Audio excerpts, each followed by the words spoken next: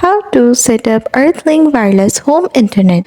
First, you need to see all of these in your EarthLink Wireless device. After that, plug in the device, connect the EarthLink device to a power outlet ideally near a window to ensure the best signal. After that, on your smartphone, download the free EarthLink Wireless Home Internet application from the Google Play Store or Apple Store. Once downloaded, follow the app instruction. Open the application and follow the on-screen prompts to complete the setup. Once the setup is done, you are all done to go.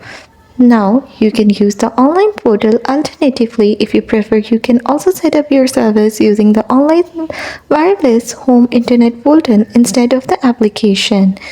Once you have connected your device, open a web browser on a computer or phone connected to the new network, and you should be automatically redirected to the activation page.